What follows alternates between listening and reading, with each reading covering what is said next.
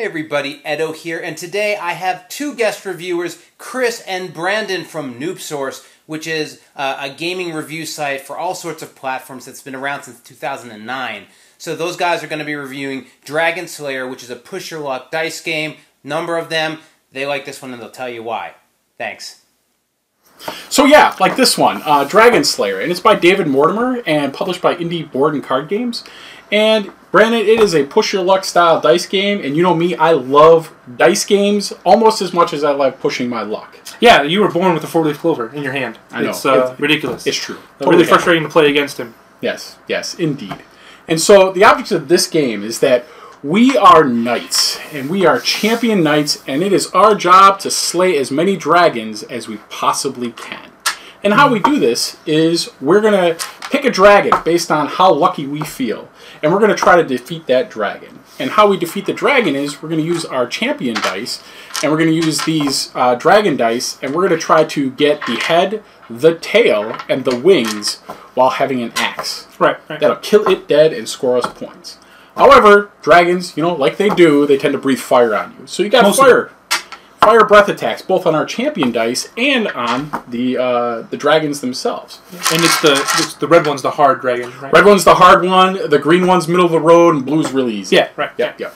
And so what you do is you're going to roll your dice, and man, if you're lucky like I am, and you totally automatically defeat the dragon by getting a wings, tail, and head, as well as the axe, chopping that head off, killing them dead. Wow, good job. Yeah.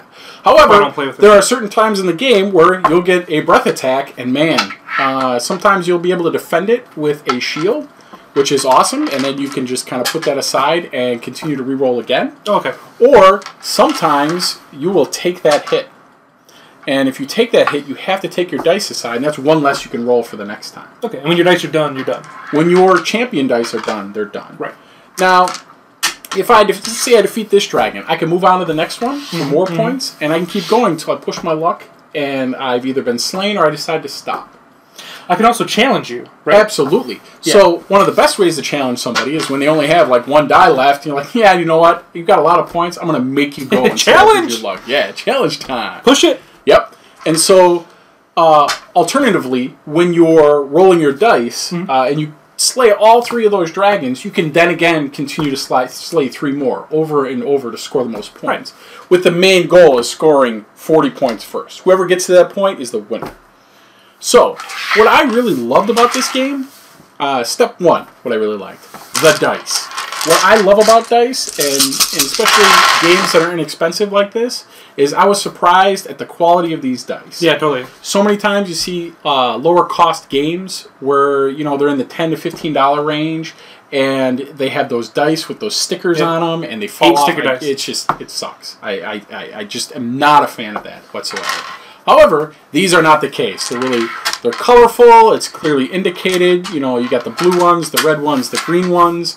One of the other things, the second thing that I really enjoyed about this game is that while it's good to get a gist of the game with just two people playing, it really shines when you have the max amount of people at 5.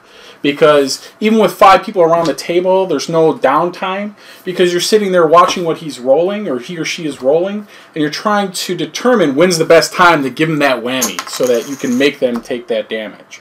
However, if you're lucky like me and you get somebody throws a challenge down on me, and I win it, I get those extra points with it too. So I mean, there's quite a bit of strategy in this ultra simplistic game. Yeah, and I think that is really one of its like main benefits here with this game. And we played other games like Dungeon Roll, and that's really fun. It's got a lot of mechanics, and there's a lot of stuff going on, which is cool, but, you know, I really like the simplicity of this game. You know, when we do Dungeon Roll, once you get to, like, the 8th level, where you just keep pushing your luck, you're pretty much going to stop. You will. But I think this one time we played, and one of us got, like, we killed all the dragons, and then we went again, and again, and that was ridiculous. Like, I had to stop you with a challenge. I had to. Yep. Yeah, and I think one of the things that this game could do a little bit better is I really think they should have just given you more tokens. Yeah. Because this is one game where even though it says up to 5 players, I could easily sit us down with 10 people and they would be equally as interested in this game. With the only downside is being you're just limited to the lack of tokens that you have available. Yeah, it would be a longer game, but I still think it would be like that much more fun. Yep. This game is super perfect for if you're like me, a family guy. I got kids, right around the 8 to 10-year-old time frame. This is right up their mind frame, or it's right up their alley because they have the ability to grasp this concept. It's just great. Much like when we talk about Ascension, monies, punchies, and shinies. I mean, with this game, it's just, all right, kids, get this, and you're good. And it's, you're not delving through lots of rules or anything like that. It's just straightforward, pick it up and play. X is good, fire bad. Right, absolutely.